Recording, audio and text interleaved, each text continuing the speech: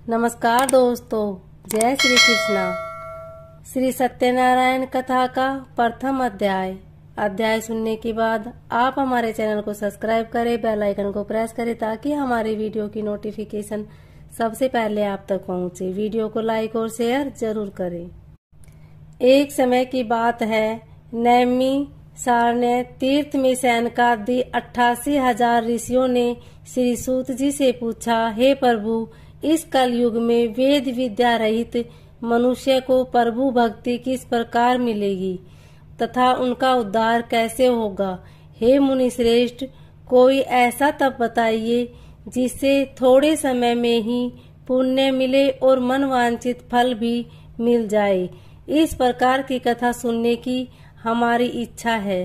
सर्वशास्त्र ज्ञाता श्री सूत जी बोले, हे वैष्णव में पूज्य, आप सबने प्राणियों के हित की बात पूछी है, इसलिए ऐसा श्रेष्ठ व्रत आपको बताऊंगा जिसे नारद जी ने लक्ष्मी नारायण जी से पूछा था और लक्ष्मीपति ने मुनि श्रेष्ठ नारद जी से कहा था। अब आप इसे ध्यान से सुनिए।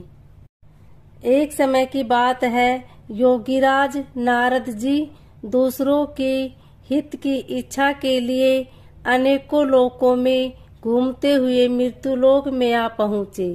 यहाँ उन्होंने अनेक योनियों में जन्मे प्राय सभी मनुष्य को अपने कर्मों द्वारा अनेकों दुखों से पीड़ित देखा। उनका दुख देख नारद जी सोचने लगे कि कैसा यत्न किया जाए जिसके करने से निश्चित रूप से मानव के दुखों का अंत हो जाए।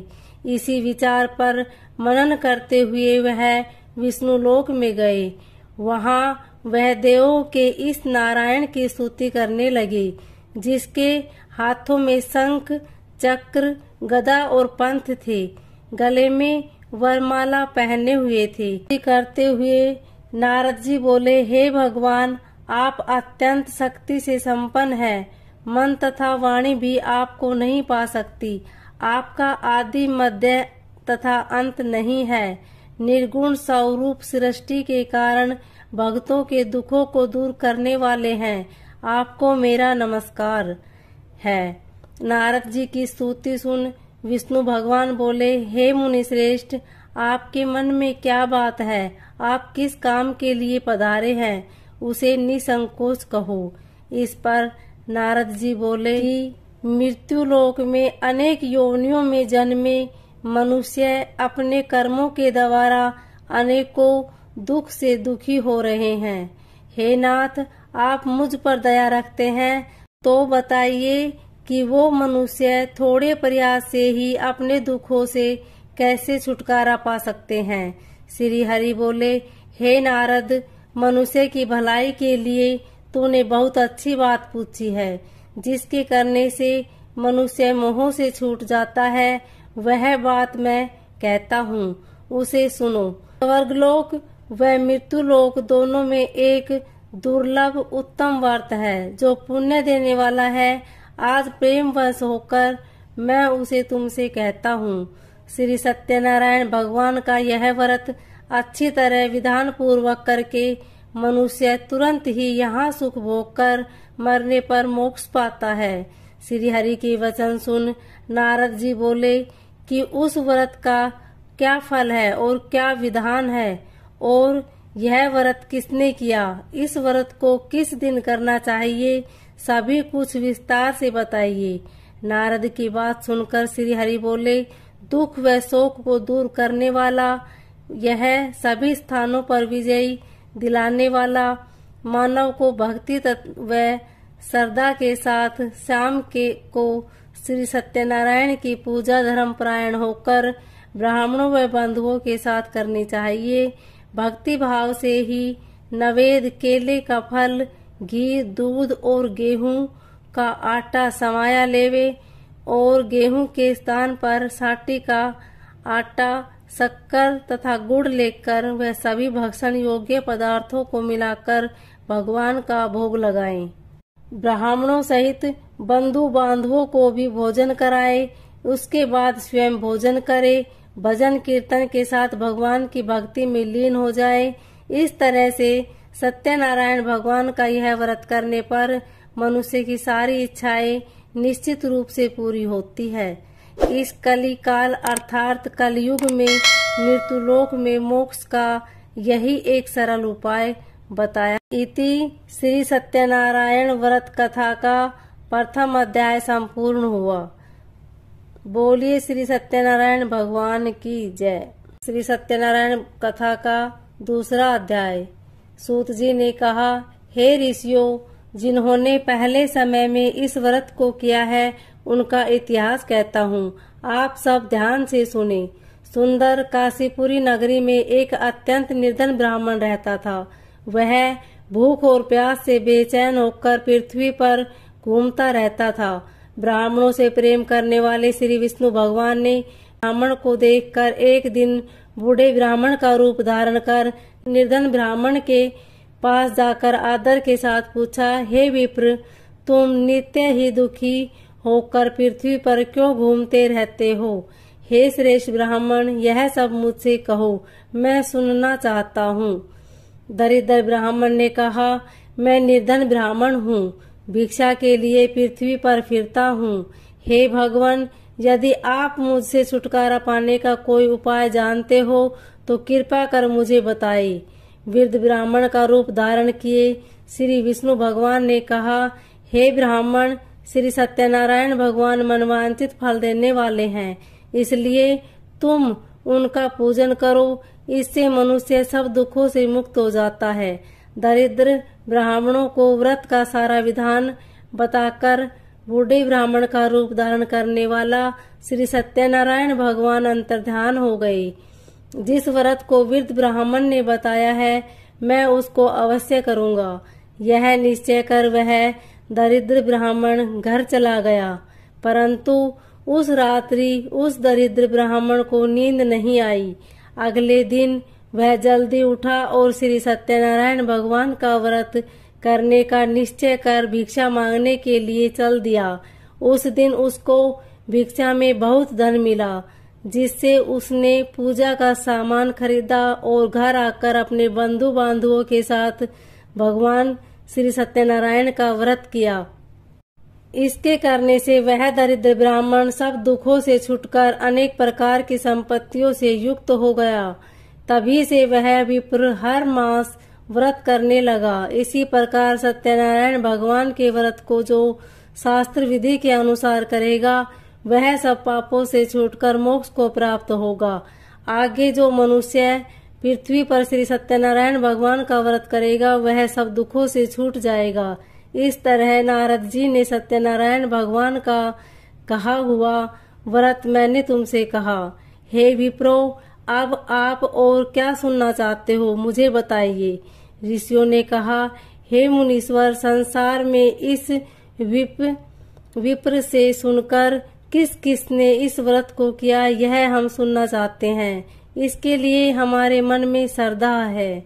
श्री सूत जी ने कहा, हे मुनियों, जिस जिस प्राणी ने इस व्रत को किया है, उन सब की कथा सुनो। एक समय एक ब्राह्मण धन और ऐश्वर्य के अनुसार बंधु बांधवों के साथ अपने घर पर व्रत कर रहा था। उसी समय एक लकड़ी बेचने वाला बूढ़ा व्यक्ति वहां आया। उसने सिर पर रखा लकड़ियों का गट्ठर बाहर रख दिया और विप्र के मकान में से व्याकुल लकड़हारे ने विप्र को व्रत करते देखा। वह प्यास को भूल गया। उसने उस विप्र को नमस्कार किया और पूछा, हे विप्र, आप यह किसका पूजन कर रहे हैं? इस व्रत से आपको क्या फल मिलता है? कृपा करके मुझे बताएं। ब्राह्मण ने कहा, सब मनोकामनाओं को पूरा करने वाला यह श्री सत्यनारायण भगवान का व्रत है। इसकी ही कृपा से मेरे यहाँ धन धान्य आदि की वृद्धि हुई है। विप्र से इस व्रत के बारे में जानकर वह लकड़हारा बहुत प्रसन्न हुआ। भगवान का चरणामृत ले और भोजन करने के बाद वह अपने घर को चला गया। अगले दिन लकड़हारे ने अपने मन में संकल्प किया कि आज ग्राम में लकड़ी बेचने से जो धन मिलेगा, उसी से भगवान सत्यनारायण का उत्तम व्रत करूंगा। मन में ऐसा विचार कर वह लकड़हारा लकड़ियों का गट्ठर अपने सिर पर रखकर जिस नगर में धनवान लोग रहते थे, वहाँ गया। उस दिन उसे उन लकड़ियों के 4 दाम मिले। वह बूढ़ा लकड़हारा अति प्रसन्न होकर पक्के केले, शहद, शक्कर, घी, दूध, दही और गेहूं का चूर्ण इत्यादि श्री सत्यनारायण भगवान के व्रत की सभी सामग्री लेकर अपने घर आ गया। फिर उसने अपने बंधु बांधवों को बुलाकर विधि विधान के साथ भगवान का पूजन और व्रत किया। उस व्रत के प्रभाव से बूढ़ा लकड़हारा धन पुत्र आदि से युक्त हुआ और संसार के समस्त सुख भोगकर वैकुंठ को चला गया। बोली श्री सत्यनारायण भगवान की। श्री सत्यनारायण कथा का 3रा अध्याय। सूत जी बोले, हे श्रेष्ठ मुनियों, अब आगे की कथा कहता हूँ। पहले समय में उल्कामुख नाम का एक बुद्धिमान राजा था। वह सत्यवक्ता और जितेंद्रिय था। प्रतिदिन देवस्थानों पर जाता और निर्धनों को धन देकर उनके कष्ट दूर करता था। उनकी पत्नी कमल के समान मुख वाली तथा सती साध्वी थी। भद्रशिला नदी के तट पर उन दोनों ने श्री सत्यनारायण भगवान का व्रत किया। उसी समय साधु नाम का एक वैश्य आया। उसके पास व्यापार के लिए बहुत सा धन भी था। राजा को व्रत करते देखकर वह विनय के साथ पूछने लगा, हे राजन, भक्ति भाव से पूर्ण होकर आप यह क्या कर रहे हैं? मैं सुनने की इच्छा रखता हूँ, तो आप मुझे बताइए। राजा बोला, हे साधु, अपने बंधु बांधवों के साथ पुत्र आदि की प्राप्ति के लिए एक महाशक्तिमान श्री सत्यनारायण भगवान का व्रत व पूजन कर रहा हूँ। राजा के वचन सुन साधु आदर से बोला, हे राजन, मुझे इस व्रत का सारा विधान कहिए। आपके कथानुसार मैं भी इस व्रत को करूँगा। मेरे भी कोई संतान नहीं है और इस व्रत के करने से निश्चित रूप से मुझे संतान की प्राप्ति होगी। राजा से व्रत का सारा विधान सुन व्यापार से निर्वृत्त हो वह अपने घर गया। साधु वैश्य ने अपनी पत्नी को संतान देने वाले इस व्रत का वर्णन कह सुनाया और कहा कि जब मेरे संतान होगी तब मैं इस व्रत को करूँगा। साधु ने इस तरह के वचन अपनी पत्नी एक दिन लीलावती पति के साथ आनंदित हो सांसारिक धर्म में प्रवृत्त होकर सत्यनारायण भगवान की कृपा से गर्भवती हो गई। 10वें महीने में उसके गर्भ से एक सुंदर कन्या ने जन्म लिया। दिनों दिन वह ऐसे बढ़ने लगी जैसे शुक्ल पक्ष का चंद्रमा बढ़ता है। माता पिता ने अपनी कन्या का नाम कलावती रखा। एक दिन लीलावती ने मीठे शब्दों में अपने पति से याद दिलाया कि आपने सत्यनारायण भगवान के जिस व्रत को करने का संकल्प किया था उसे करने का समय आ गया है। आप इस व्रत को करिए। साधु बोला, हे प्रिय, इस व्रत को मैं इसके विवाह पर करूँगा। इस प्रकार अपनी पत्नी को आश्वासन देकर वह नगर को चला गया। कलावती पति के साथ घर में रह वृद्धि को प्राप्त हो गई।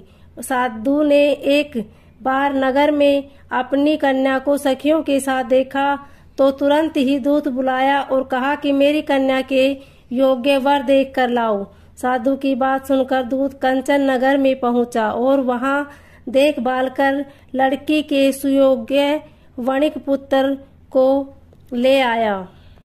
सुयोग्य लड़के को देख साधु ने बंधु बांधवों को बुलाकर अपनी पुत्री का विवाह कर दिया। लेकिन दुर्भाग्य की बात ये कि साधु ने अभी भी श्री सत्यनारायण भगवान का व्रत नहीं किया। इस पर श्री भगवान क्रोधित हो गए और श्राप दिया कि साधु को अत्यधिक दुख मिले। अपने कार्य में कुशल साधु बनिया जमाई को लेकर समुद्र के समीप स्थित रत्नासारपुर नगर में गया।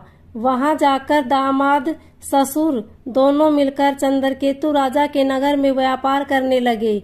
एक दिन भगवान सत्यनारायण की माया से एक चोर राजा का धन चुराकर भागा जा रहा था। उसने राजा के सिपाहियों को अपना पीछा करते चुराया हुआ धन वहां रख दिया जहां साधु अपने जमाई के साथ ठहरा हुआ था। राजा के सिपाहियों ने साधु वैश्य के पास राजा का धन पड़ा देखा तो वह ससुर जमाई दोनों को बांधकर प्रसन्नता से राजा के पास ले गए और कहा कि उन दोनों चोरों को हम पकड़ कर लाए। आप आगे की कार्यवाही की आज्ञा दे। राजा की आज्ञा से उन्हें कठिन कारावास में डाल दिया गया और उनका सारा धन भी छीन लिया गया। श्री सत्यनारायण भगवान से श्राप से साधु की पत्नी भी बहुत दुखी हुई। घर में जो धन रखा था उसे चोर चुरा ले गए। शारीरिक तथा मानसिक पीड़ा व भूख प्यास से अति दुखी हो अन्न की चिंता में कलावती एक ब्राह्मण के घर गई। वहां उसने सत्यनारायण भगवान का व्रत होते देखा। फिर कथा सुनी। वह प्रसाद ग्रहण कर रात को घर वापस आई। माता ने कलावती से पूछा कि हे पुत्री, अब तक कहाँ थी? तेरे मन में क्या है? कलावती ने अपनी माता से कहा, हे माता, मैंने एक ब्राह्मण के घर में श्री सत्यनारायण भगवान का व्रत देखा है। कन्या के वचन सुनकर लीलावती भगवान के पूजन की तैयारी करने लगी। लीलावती ने परिवार व बंधुओं सहित सत्यनारायण भगवान का पूजन किया और उनसे वर मांगा कि मेरे पति तथा दामाद शीघ्र घर आ जावें। साथ ही प्रार्थना की कि हम सबका अपराध क्षमा करें। श्री सत्यनारायण भगवान इस व्रत से संतुष्ट हो गए और राजा चंद्रकेतु को स्वप्न में दर्शन दे कहा कि हे राजन, तुम उन दोनों वैश्यों को तुमने उनका जो धन लिया है उसे वापस कर दो। अगर ऐसा नहीं किया तो मैं तुम्हारा धन, राज्य व संतान सभी को नष्ट कर दूंगा। राजा को यह सब कहकर वह अंतर्ध्यान हो गई। काल सभा में राजा ने अपना सपना सुनाया। फिर बोले कि वणिक पुत्रों को कैद से मुक्त कर सभा में लाओ। दोनों ने आते ही राजा को प्रणाम किया। राजा मीठी वाणी में बोले, हे महानुभावों, भाग्यवश ऐसा कठिन दुख तुम्हें प्राप्त हुआ है, लेकिन अब तुम्हें कोई भय नहीं है। ऐसा कह राजा ने को नए वस्त्राभूषण पहनाए और जितना धन उनका लिया था उससे 2 गुना धन वापस कर दिया। दोनों वैसे अपने घर को चल दिए। इति श्री सत्यनारायण व्रत कथा का 3य अध्याय संपूर्ण। बोले श्री सत्यनारायण भगवान की जय। श्री सत्यनारायण कथा का 4था अध्याय। सूत जी बोले, वैश्य ने मंगलाचार कर अपनी यात्रा आरंभ की और अपने नगर की ओर चल दिए। उसने थोड़ी दूर जाने पर एक दंडी वेशधारी सत्यनारायण ने उनसे पूछा, हे साधु, तेरी नाव में क्या है? अभी वणिक हंसता हुआ बोला, हे दंडी, आप क्यों पूछते हो? क्या धन लेने की इच्छा है? मेरी नाव में तो बेल और पत्ते भरे हुए हैं। वैश्य के कठोर वचन सुनकर भगवान बोले, तुम्हारा वचन सत्य हो। दंडी ऐसे वचन कह वहां से दूर चले गए। कुछ दूर जाकर समुद्र के किनारे बैठ गए। दंडी के जाने के बाद साधु वैश्य ने नित्य क्रिया के पश्चात नाव को ऊंचे उठते देखकर अचंभा माना और नाव में बेल पत्ते आदि देख वह मूर्छित हो जमीन पर गिर पड़ा।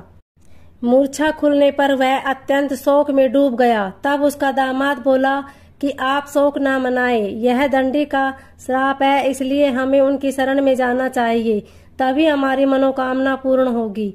दामाद की बात सुनकर वह दंडी के पास पहुंचा और अत्यंत भक्ति भाव नमस्कार करके बोला, मैंने आपसे जो जो असत्य वचन कहे थे उनके लिए मुझे क्षमा कर दे।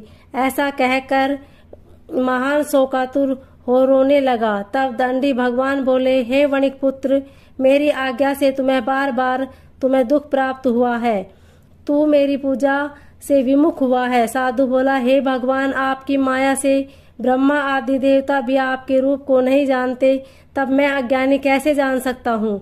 आप प्रसन्न होइए। अब मैं सामर्थ्य के अनुसार आपकी पूजा करूँगा और मेरी रक्षा करूँ और पहले के समान नौका में धन भर दो। साधु वैश्य की भक्ति पूर्वक वचन सुनकर भगवान प्रसन्न हो गए और उसकी इच्छानुसार वरदान देकर अंतर्ध्यान हो गए।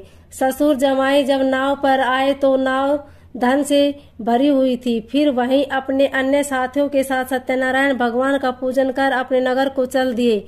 जब नगर के नजदीक पहुंचे तो दूत को घर पर खबर करने के लिए भेज दिया। दूत साधु की पत्नी को प्रणाम कर कहता है, मालिक अपने दामाद सहित नगर के निकट आ गए हैं। दूत की बात सुन साधु की पत्नी लीलावती ने बड़े हर्ष के साथ सत्यनारायण भगवान का पूजन कर अपनी पुत्री कलावती से कहा कि मैं अपने पति के दर्शन को जाती हूँ, तू कार्य आ जा। माता के ऐसे वचन सुन कलावती जल्दी में प्रसाद छोड़ अपने पति के पास पहुंची। प्रसाद की अवज्ञा के कारण श्री सत्यनारायण भगवान रुष्ट हो गए और नाव सहित उसके पति को पानी में डुबो दिया। कलावती अपने पति को वहां न पाकर रोती हुई जमीन पर गिर गई। नौका को डूबा हुआ देख वह कन्या को रोता देख साधु दुखी होकर बोला कि हे प्रभु, मुझसे या मेरे परिवार से जो भूल हुई है उसे क्षमा करे।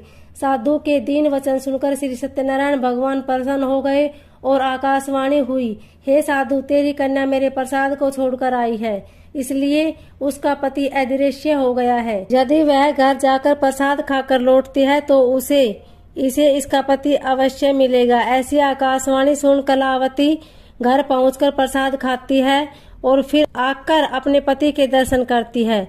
उसके बाद साधु अपने बंधु बांधवों सहित श्री सत्यनारायण भगवान का विधि विधान से पूजन करता है। इस लोक का सुख भोग कर वह अंत में स्वर्ग लोक को जाता है। इति श्री सत्यनारायण व्रत कथा का चतुर्थ अध्याय संपूर्ण हुआ। बोले श्री सत्यनारायण भगवान की जय। श्री सत्यनारायण कथा पंचम अध्याय। सूत जी बोले, हे ऋषियों, मैं और भी कथा कहता हूँ, उसे भी ध्यान पूर्वक सुनो। प्रजापालन में लिंग तुगध्वज नाम का एक राजा था। उसने भी भगवान का प्रसाद त्याग कर बहुत ही दुख सहन किया। एक बार वन में जाकर वन्य पशुओं को मारकर वह बड़ के पेड़ के नीचे आया। वहां उसने ग्वालों को भक्ति भाव से अपने बांधवों सहित सत्यनारायण भगवान का पूजन करते देखा। अभिमानवश राजा ने उन्हें देखकर भी पूजा स्थान में नहीं गया और न ही उसने भगवान को नमस्कार किया। ग्वालों ने राजा को प्रसाद दिया, लेकिन उसने वह प्रसाद नहीं खाया और प्रसाद को वहीं छोड़ वह अपने नगर को चला गया। जब वह नगर में पहुंचा तो वहां सब कुछ तहस नहस हुआ पाया तो वह शीघ्र ही समझ गया कि यह सब भगवान ने ही किया है। वह दोबारा ग्वालों के पास पहुंचा और विधि पूर्वक पूजा करके प्रसाद खाया तो श्री सत्यनारायण भगवान की कृपा से सब कुछ पहले जैसा हो गया। दीर्घ काल तक सुख भोगने के बाद मरणोपरांत उसे स्वर्गलोक की प्राप्ति हुई। जो मनुष्य परम दुर्लभ इस व्रत को करेगा तो सत्यनारायण भगवान की अनुकंपा से उसे धन धान्य की प्राप्ति होगी। निर्धन धनी हो जाता है और भय युक्त हो जीवन जीता है। संतानहीन मनुष्य को संतान सुख मिलता है और सारे मनोरथ पूर्ण होने पर मानव अंत काल में वैकुंठ धाम को जाता है। सूत जी बोले, जिन्होंने पहले इस व्रत को किया अब उनके दूसरे जन्म की कथा कहता हूँ।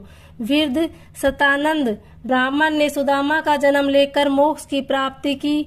लकड़हारे ने अगले जन्म में निषाद बनकर मोक्ष प्राप्त किया। उल्कामुख नाम का राजा दशरथ होकर बैकुंठ को गए। साधु नाम के वैश्य ने मोरध्वज बनकर अपने पुत्र को आरे से चीरकर मोक्ष पाया।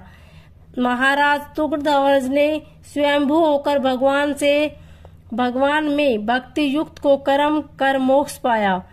इति श्री सत्यनारायण व्रत का पंचम अध्याय संपूर्ण हुआ। बोलिए श्री सत्यनारायण भगवान की जय।